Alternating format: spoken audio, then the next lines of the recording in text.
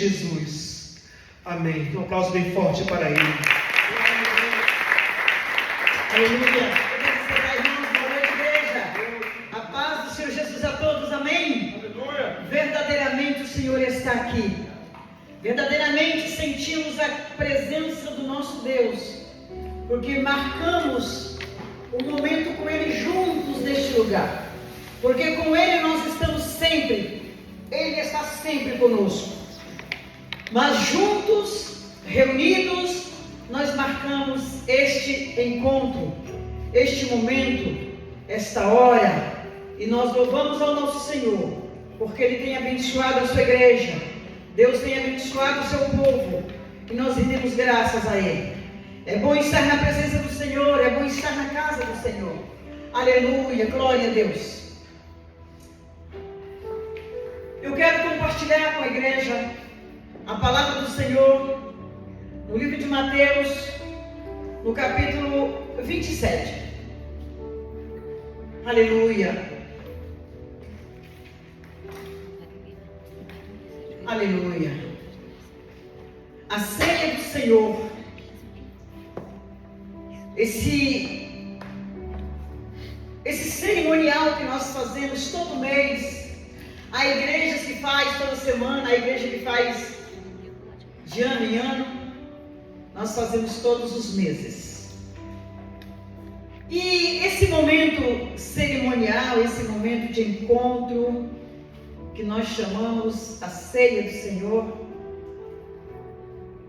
é onde nós nos reunimos em comunhão, e em comunhão todos colocamos a mão dentro da mesma vasilha para pegar o pão, onde estendemos a nossa mão no mesmo utensílio onde estão as tacinhas de suco, e todos juntos participamos do pão e participamos do cálice.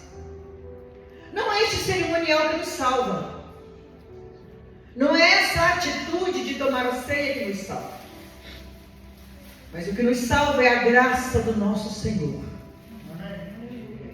A graça do nosso Senhor é o favor que nós não merecemos.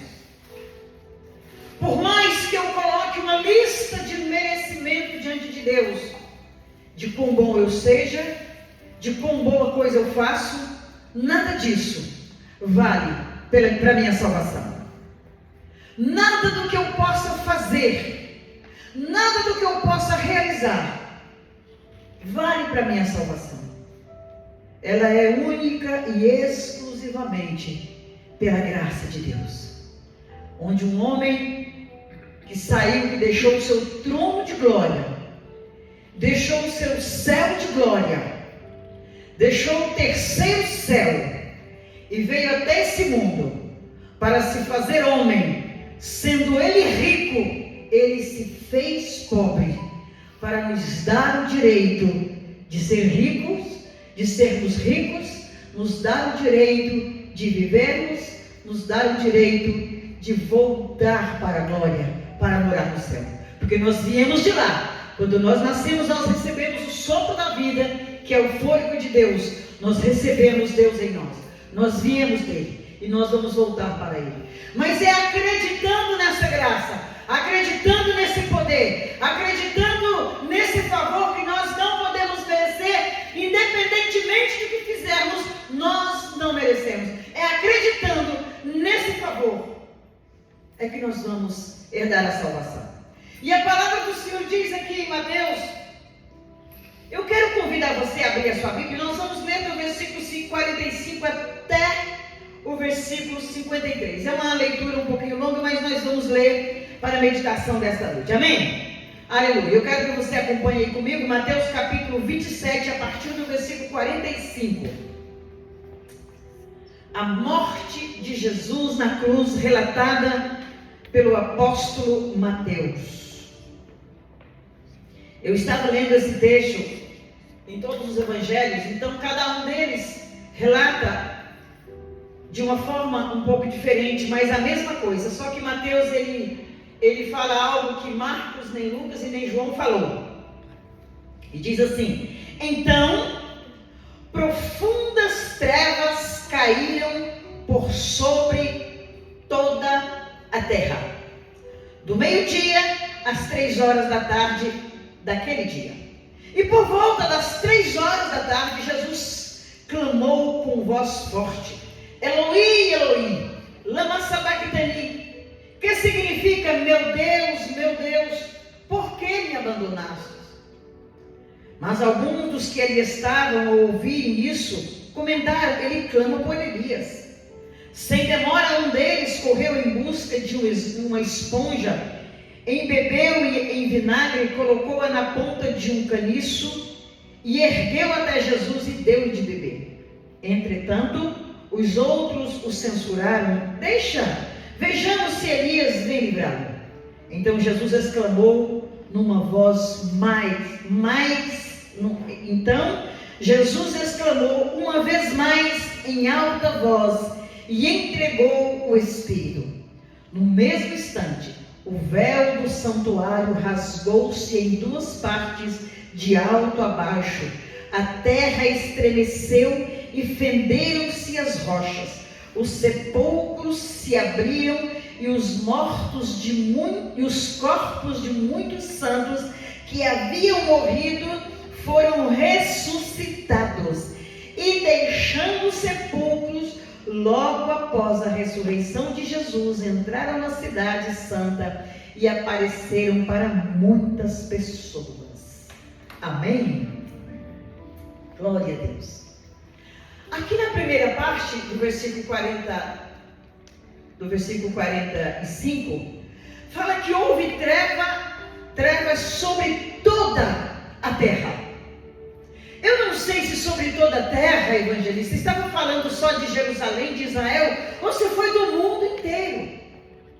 Porque aqui fala toda a terra, certo? E houve, então, profundas trevas caíram por sobre toda a terra. Então eu prefiro acreditar, Isma, que foi sobre o mundo, sobre toda a terra, então sobre todo o globo terrestre, certo? Então as pessoas que não habitavam em Israel, as pessoas que moravam no Egito, na África, nesses outros lugares todos, bom, se bem que Egito é África, né? E as pessoas que habitavam em todos esses outros países, eles também ficaram em trevas durante 3 horas. Porque aqui está dizendo claramente, em todas as traduções, fala a mesma coisa: houve trevas sobre toda a face da terra. Em algumas, sobre a Almeida, a tradução Almeida fala sobre toda a face da terra. Então eu acredito que foi então, pela veracidade da Bíblia, eu acredito que então seja sobre toda a terra. E a Bíblia era tão verdadeira, era tão autêntica, tão perfeita a palavra de Deus,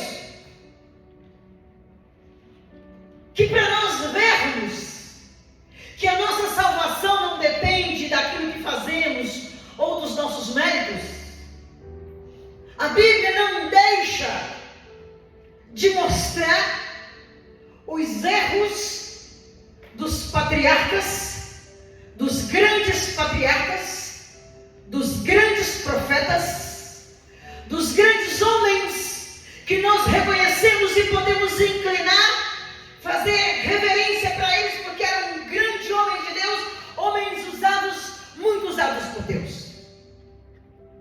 Mas a palavra não deixa de relatar as falhas deles. Se naquela época que parece que as coisas eram um pouco mais fáceis, não sei. Agora imagine hoje no mundo que vivemos. Não, mas realmente naquela época não era fácil também não. Porque Sodoma e Gomorra foi destruída pelo que foi, né? Pelo que nós estamos vivendo hoje, o mundo que nós estamos vivendo hoje está muito parecido com Sodoma e Gomorra.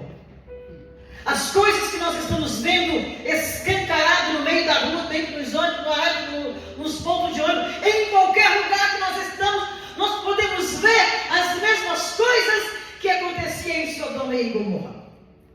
Então realmente naquela época não era mais fácil, era só diferente, mas a dificuldade era do mesmo jeito. Então os grandes profetas, os grandes patriarcas, os homens que falavam cara a cara com Deus, como Abraão, como Moisés, como Elias.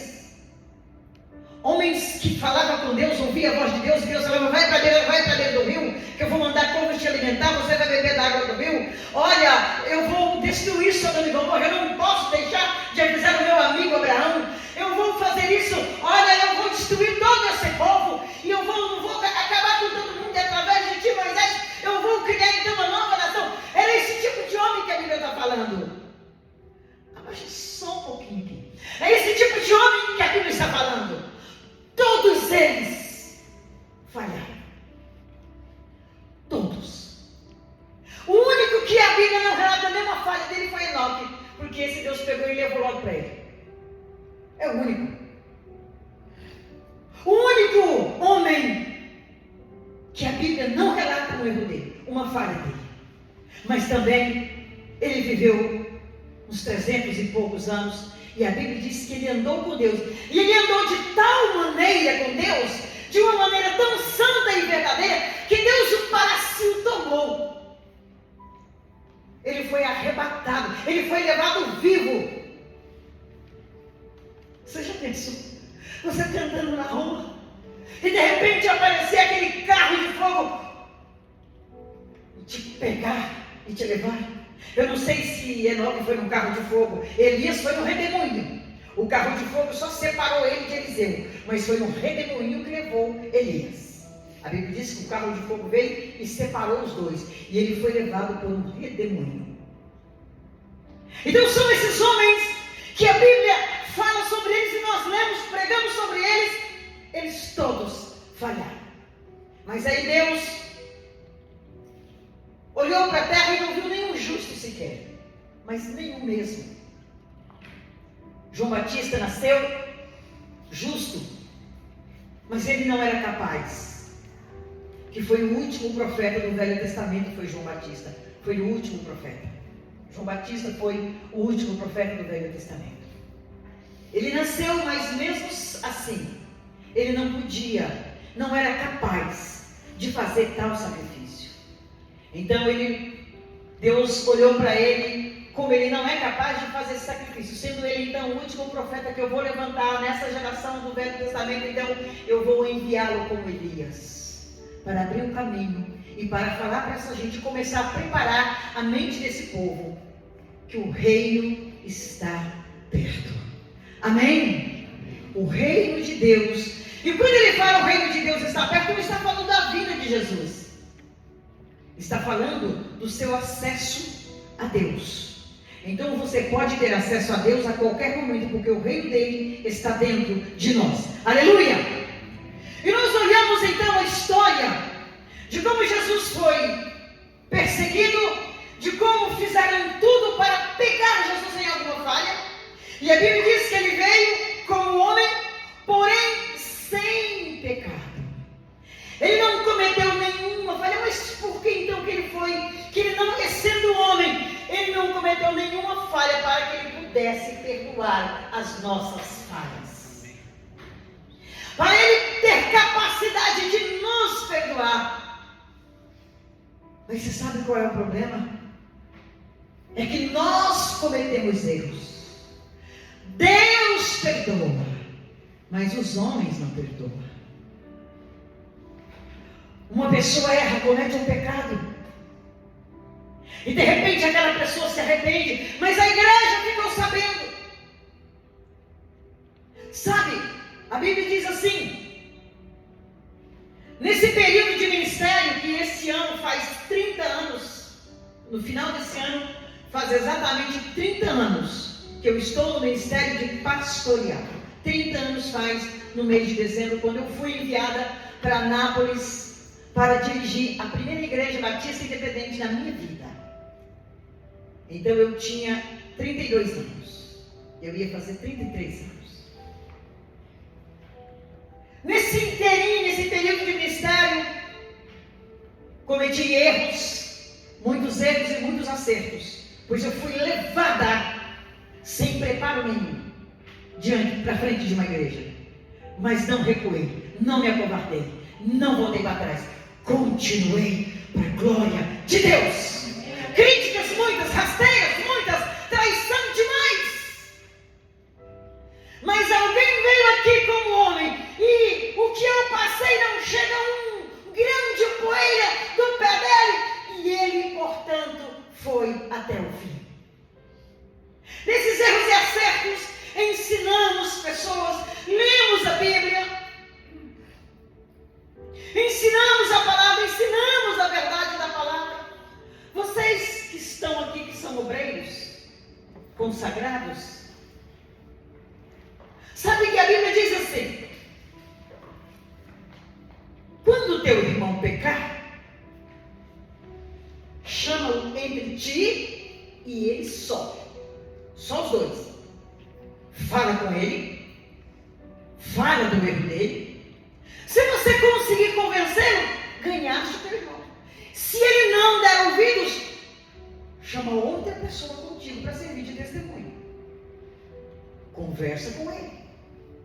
Se ele também não dar ouvido, chama mais 2 ou 3 testemunhas. Ei, 3 vezes. Se ele não ouvir, leva-o diante da igreja e considere como igreja. Alguém lembra? Quem lembrar pode falar. Pode falar quem lembrar. Eu sei que tem quem lembra, mas não quer falar. Considere-o como gentil ou como excluído. E a Bíblia diz que quando um obreiro, um presbítero cometer pecado, chama a atenção dele diante de toda a igreja. Está na Bíblia, para que todos tenham temor. Está na palavra. Mas sabe como é que estão as igrejas? O que é isso? Nós não podemos expor o irmão. Nós não podemos expor o pastor. Nós não podemos expor o presbítero. Não, de jeito nenhum. Então, nós estamos andando ao inverso da palavra. Quando nós não fazemos isso, nós aí fazemos. Aquela pessoa se arrepende, levou diante da igreja, se arrependeu, Deus perdoou. Mas aí depois ele começa a vir à igreja e está vendo aquele lá que pecou, e o povo não perdoou. Embora Deus o perdoou. E Jesus veio para nos perdoar, para nos dar oportunidade. E quando eu disse que nesse meu 30 anos de ministério, aconteceu muitas vezes, algumas vezes, de pessoas cometer pecado, eu chamar e falar. Temos obreiro aqui presente que esteve comigo, com pessoas que cometeu erros, e nós chamamos e conversamos e falamos, e ele não deu ouvidos. Até o ponto de termos que levar diante da igreja. E isso custou, sabe o quê? Abandonos de alguns, por não aceitar o que está na Bíblia, ou por não conhecer o que está na Bíblia. Porque quando nós lemos a Bíblia, acreditamos nela, conhecemos e acreditamos nela, nós devemos respeitar o que aqui está escrito. Teve uma outra época que eu coloquei alguém de prova, apenas 3 meses de prova, por coisas que não podiam fazer. Meu Deus! Pessoas faziam reunião em casa para discutir com os outros. A pastora não devia ter feito isso. E as igrejas andam lotadas e doentes. Igrejas lotadas, cheias de adúlteros, de prostitutos, de lascívia, de todo tipo de erro em cima do púlpito. Porque o pastor não faz, porque tem medo do povo revoltado. Tem medo do povo revoltado. Mas a igreja batista, uma época, foi muito cheia assim. Eram umas 180 pessoas. A Adriana lembra. Mas era uma igreja doente, inchada. Quando nós começamos a apontar e corrigir, começou a espalhar. Porque aonde a verdade confronta, o pecado não pode ficar. E por que nós fazemos isso? Porque temos um compromisso. E o meu compromisso não é com quem concorda ou discorda. O meu compromisso é com o Todo-Poderoso Deus, que disse para mim: ide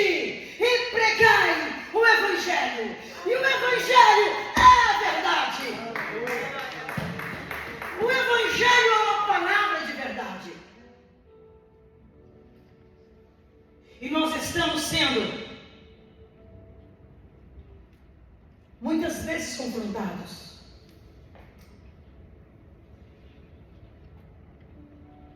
E o pecado está dentro da igreja. Mas isso não tem problema. Nós estamos no século 21. O povo do século 21 também vai para o inferno. Mas estamos vivendo uma modernidade. Aí Deus manda seu filho. E ele é acusado, ele é perseguido. Eles fazem tudo para pegar ele em alguma falha. Mas como eu disse, todos os outros falharam. Esse não podia falhar. Esse não podia falhar. Porque é ele. Então o que nos dá o direito de entrar no céu pelas portas. Aí vocês dão licença, tá? Ventilador. É ele que nos dá o direito de entrar no céu pelas portas. Aí eles fizeram tudo, até o momento em que levaram a cruz. Nós conhecemos todo, acho que todo mundo conhece essa história. Fizeram tudo e levaram a cruz. Agora Jesus está na cruz, nas suas últimas 3 horas antes de morrer. E quando ele clama, a Bíblia diz que fez trevas por 3 horas. Então Jesus ficou na cruz. Depois que ele morreu, ele ficou 3 horas ali pendurado na cruz. No dia seguinte era sábado. E eles então não trabalhavam no sábado. Então tinha que tirar o corpo de Jesus antes das 6 horas da tarde. Porque a partir das 6 da tarde, ninguém em Israel faz nada, né, Lília? Nós estivemos lá e a gente viu.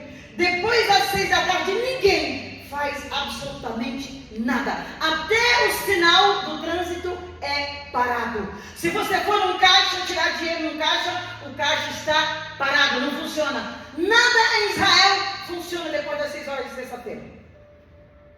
Então eles tinham que tirar o corpo de Jesus. Mas agora nós podemos ler um versículo que diz assim: e por volta das 3 horas da tarde, Jesus clamou com alta voz forte: Eloi, Eloi, lama sabachthani. Deus meu, por que me abandonaste? Foi a hora que Jesus se sentiu abandonado pelo Pai. Então eu acredito que ele viu o Pai de costas viradas para ele.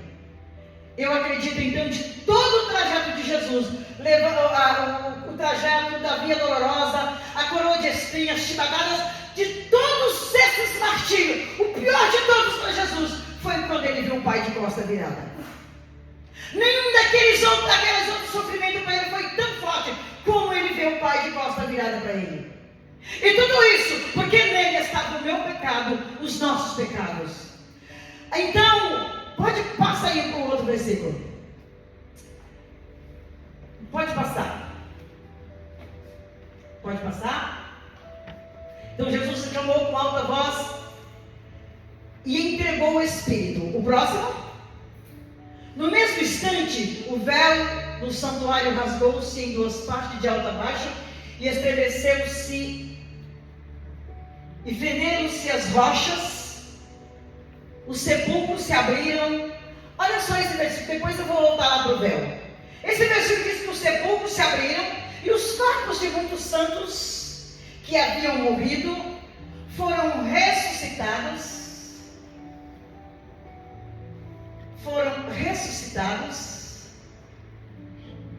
Olha só, e deixando a sepultura.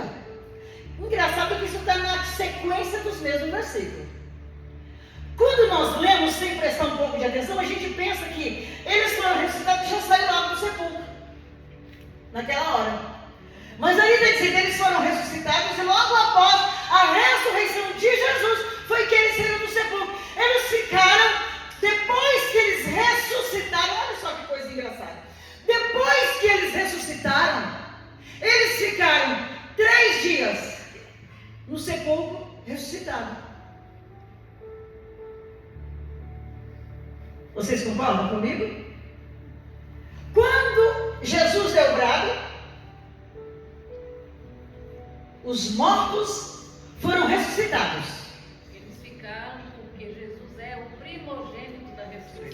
o primogênito da ressurreição.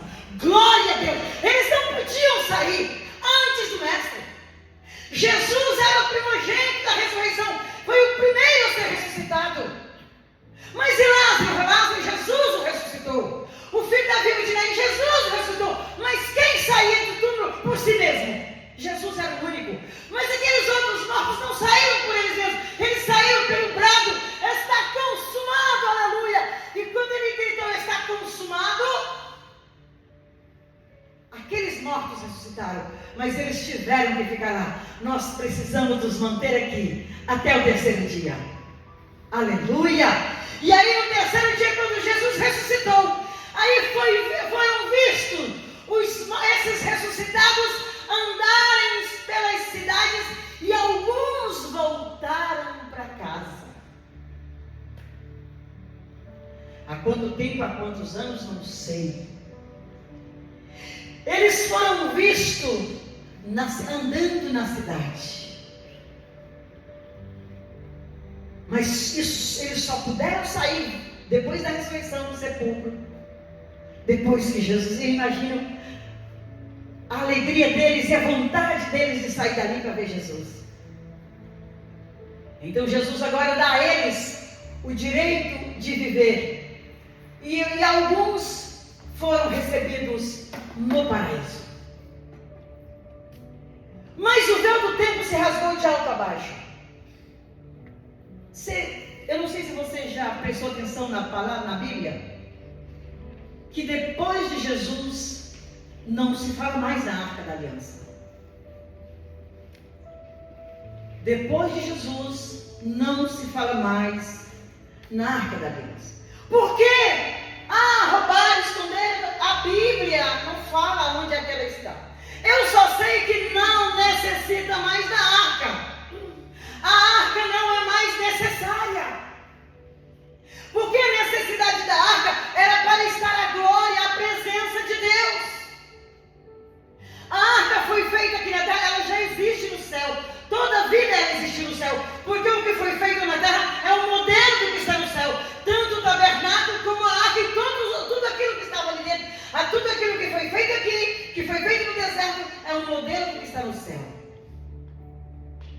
Então, quando Deus mandou fazer a arca para que a presença dele estivesse no meio do povo, agora Jesus vem, ele faz tudo que fez, passou tudo pelo que passou. Agora, quando ele dá o brado, está consumado. Por que não rasgou de baixo para cima? Ela foi rasgada de alto a baixo. E o véu não era uma cortina assim fina, não. Ela era de mais ou menos 30 centímetros de espessura. Ela era comprida e de mais ou menos 30 centímetros. Agora nós não temos mais necessidade da arca. Nós não precisamos mais, os levitas não precisam mais carregar a arca no ombro. Agora, Deus fez de cada um de nós um levita. Hoje as pessoas pensam que levitas são as pessoas que cantam. São as pessoas que cantam. Levita é todo mundo que trabalha, que limpa, que cuida, que acende o fogo, que apaga o fogo, que arruma, que faz, que arranja. Eu sou levita, então vai limpar a igreja. Eu sou levita, então vai arrumar o altar, porque esse é o trabalho dos levitas. Você não tem arca para carregar hoje, então vai botar água lá no púlpito. Então Deus fez de cada um de nós um levita. Aí a partir do momento que você aceita Jesus como seu Salvador e você é revestido com o Espírito Santo, você agora se tornou um levita. Por quê? Porque você pode carregar a arca da aliança, que é você mesmo. Agora a arca da aliança, aquela que foi feita no deserto, é desnecessária, porque Deus foi com você: eu vou fazer deles o meu habitar. Eu vou fazer de cada um daqueles que aceitou meu filho o meu habitar. Aleluia. Não precisa alguém entrar em um tabernáculo e falar para Deus em seu lugar, porque Jesus disse assim: eu rasguei o véu, você tem acesso direto com o meu Pai através da minha pessoa. Aleluia. acesso direto ao Pai. Você não precisa que alguém clame em seu lugar. Deus fez de você a arca em que Ele habita. E Ele diz: o reino dos céus está dentro de você. O que é o reino dos céus? O reino dos céus é o meu Deus. É o seu Deus. E Ele está dentro de você. Ele mora em você. Ele habita em você. Mas é necessário entender que Deus não suporta pecado. É necessário que nós venhamos diante dele todos os dias, reconhecendo que somos fracos, que somos falhos, que pecamos, mas que reconhecemos que o sangue de Jesus nos purifica de todo pecado. Aleluia! É esse sangue verdadeiro, é este sangue puro, este sangue puro, que é capaz de nos lavar, é capaz de nos purificar. Não existe ninguém nesse mundo, não existe nada que possa purificar pecados, a não ser o sangue de Jesus. A Bíblia diz que o sangue de Jesus Cristo, seu Filho, nos purificará de todo pecado. A Bíblia diz: filhinhos, não deveis pecar. Vocês não devem pecar. Porém, entretanto, como vocês são humanos, são falhos, é provável que você peque. Mas eu quero que vocês lembrem-se de uma coisa. Quando vocês pecarem, lembrem que vocês têm um advogado junto ao Pai. Não vá justificar o seu pecado para alguém. Não vá dizer: ah, Senhor, foi ele que me seduziu, foi ela que me seduziu. Não, reconheça o seu erro, confesse os seus pecados, porque Jesus Cristo é o seu advogado. Louvado seja o nome do Senhor.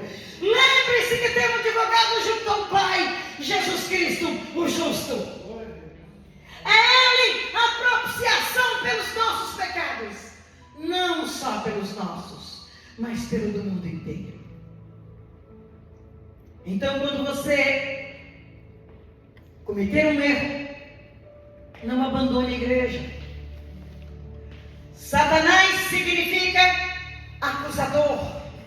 E a Bíblia diz que ele apresenta diante de Deus todos os dias. Isso está na palavra no livro de Apocalipse. Ele apresenta diante de Deus todos os dias para nos acusar. Todos os dias. A Bíblia diz que Satanás, ele apresenta diante de Deus todos os dias para nos acusar. E o Espírito Santo, que agora habita em você, está sempre te alertando. Porque quando fazemos ou falamos algo que não devemos, uma luzinha começa a piscar. Será? Será que está certo isso que eu fiz? Aí você fica com aquela dúvida. E a Bíblia diz que aonde há dúvida, há pecado. E aonde há pecado, Deus não opera.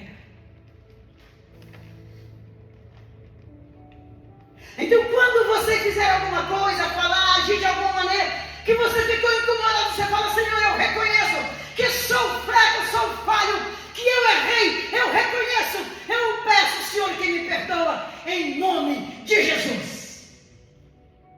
Imediatamente você está livre da acusação. Porque quando nós não reconhecemos, não confessamos e não pedimos perdão, o nosso acusador estará diante de Deus.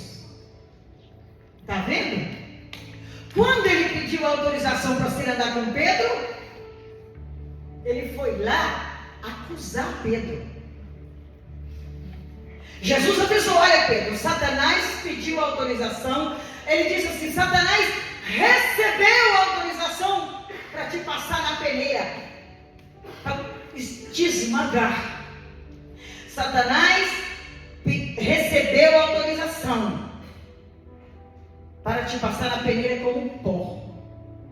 Eu roguei ao Pai por ti, para que você não se desvie durante o processo que você está sendo passado na peneira. E quando você se converter, rogue pelos seus irmãos, ajude os seus irmãos. Então Jesus estava dizendo, ele recebeu a autorização, eu não vou orar para Deus não deixar isso acontecer, eu vou orar para Ele te dar força para você não se desviar. Você não é convertido ainda, durante esse processo você vai se converter. E quando você estiver convertido, ajude os seus irmãos.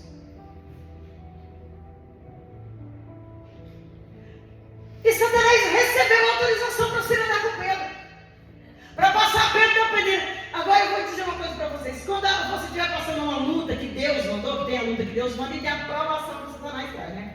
A provação não, a tentação, que a provação é Deus que manda. Se estiver passando uma luta, aí alguém fala assim para você, está sendo passado na peneira de Deus, hein? Aí você fala assim, só se for do Deus seu, porque o meu Deus mesmo tem peneira não. Quem tem peneira é Satanás. É o diabo que tem peneira. Porque Pedro ia ser passado na peneira do diabo, e não, Deus não tem peneira. Deus autoriza o que tem peneira para passar quem está com uma vida de desobediência, que não atende a palavra de Deus. Porque se Pedro tivesse caído de cara, reconhecido e pedido perdão, o acusador não tinha recebido autorização sobre ele.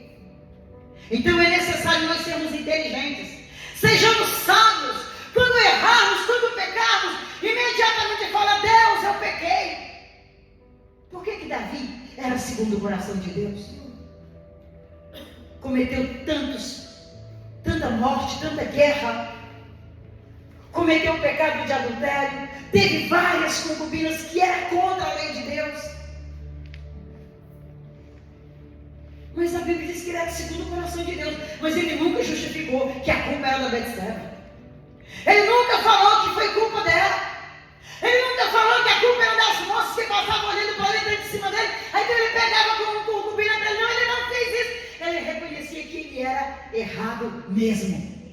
Ele reconhecia que o erro era dele, somente dele. Ele reconhecia, confessava, pedia perdão e Deus perdoava. Tinha as consequências. Porque por mais que Deus nos perdoe, dependendo daquilo que fizermos, tem consequência. Então é necessário que aquele que se aproxima de Deus creia que Ele existe e que é galardoador dos que o buscam. Deus é o seu galardoador. Cada vez que você se aproxima dele com um coração contrito, com uma alma quebrantada, com um coração quebrantado. Há muitas pessoas que choram, mas não têm coração quebrantado.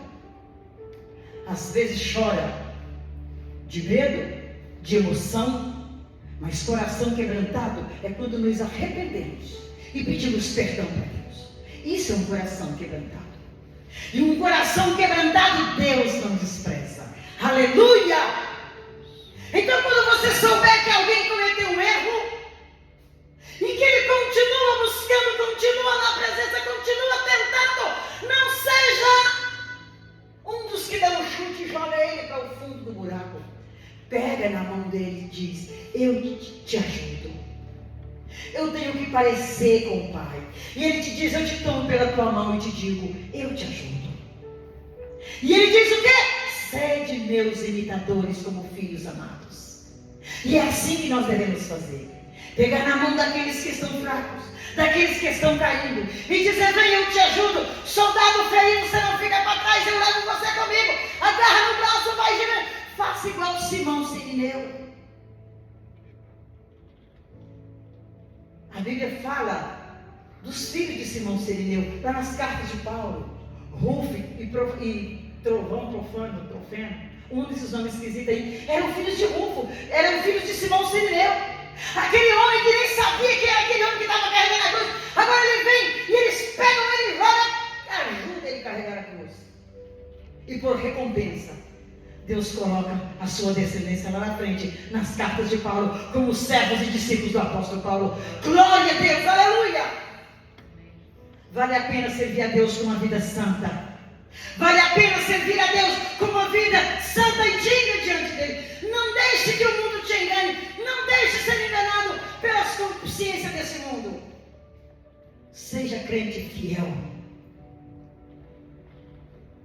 Não justifique os seus erros. Reconheça eles. Confesse e peça perdão. Porque o véu já foi rasgado.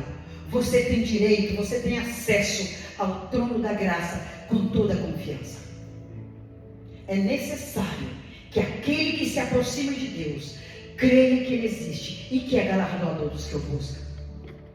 Então, quando você se aproximar, não pense, a pastora daquela vai clamar por mim, não. Ele vai dizer, o véu foi rasgado. Mas Senhor, mas eu não posso. Não costura o véu. Não costura o véu. Ele foi rasgado e nunca mais foi costurado. Eu sou costureira, mas eu não quero saber de costurar véu, não. O véu para mim foi rasgado uma vez só. E ninguém nunca mais costura esse véu na minha frente. Porque Jesus o rasgou quando Ele bradou, Pai, está consumado. Nas tuas mãos eu entrego meu espírito. E quando Ele entregou o espírito dele, é porque a morte não deu conta de matar ele. Eles fizeram tudo. Os ladrões, eles tiveram que quebrar as pernas deles para eles morrerem, porque ele estava lá já mais de 3 horas, porque eles foram crucificados antes de Jesus, e eles ainda não tinham morrido. E eles falaram assim, mas que povinho duro de morrer. Aí teve que quebrar as pernas deles. Mas quando chegou até Jesus, para não dar a eles o gosto de quebrar as pernas para que Jesus morresse, Jesus disse, como eles não têm poder nem condições de me matar, eu entrego a ti o meu espírito, aleluia, eu entrego a ti o meu espírito. E ele inclinou a cabeça e expirou. E quando eles chegaram para quebrar as pernas de Jesus, eles disseram, ele já está morto. Então mandaram lançar, colocar a lança, furar ele do lado. Eles pegaram uma grande lança e fincou na costela de Jesus do lado dele. E quando aquela lança foi enfiada nele, a Bíblia diz que saiu água e sangue. E essa água representa o batismo e o sangue representa a vida. Aleluia! Jesus deu as suas últimas gotas para mostrar para nós, depois que ele expirou, que a água nos representa o batismo e o sangue que saiu junto representa a vida que ele nos deu. Então, você encontra algum santo feito por mão de homem que é capaz de fazer isso? Você encontra alguma imagem feita por homem que é capaz de fazer isso? O profeta Isaías diz assim, o povo ele pega um pedaço de madeira, um pedaço eles fazem um banco para ele sentar, do outro pedaço eles fazem um cerco para fazer o encosto, do outro pedaço eles fazem um Deus, um ídolo, e colocam diante deles e falam, você é o meu Deus, nós vamos te servir. A Bíblia diz, no Salmo 115, que todos aqueles que adoram uma imagem, ou que se inclinam diante de qualquer estátua, a Bíblia diz que se torna igual a eles, cego, mudo, surdo, imóvel, não pode andar. Tem boca, mas não fala, tem olhos, mas não vê, tem nariz e não cheira, tem ouvido, mas não ouve, tem pés e não anda, tem mãos e não apalpam. Se torna igual a eles todos os que creem e os que adoram. Jesus, ele gritou, Jesus, ele ouviu, Jesus, ele andou, e ele ressuscitou para dizer, eu estou aqui vivo, não como uma estátua na cruz, mas vivo, ressuscitado, para que todos vocês me carreguem no coração de vocês. Aleluia! Considere o véu rasgado, considere o sangue derramado, considere o último brado. Está consumado. Jesus consumou tudo para nós estarmos aqui hoje, para estarmos aqui adorando o nome dele e recebendo vida pela palavra. Amém? Recebendo vida pela palavra. Louvado seja o nome do Senhor Jesus. Aleluia. Eu glorifico o Senhor por esse momento tão maravilhoso e especial. Aleluia.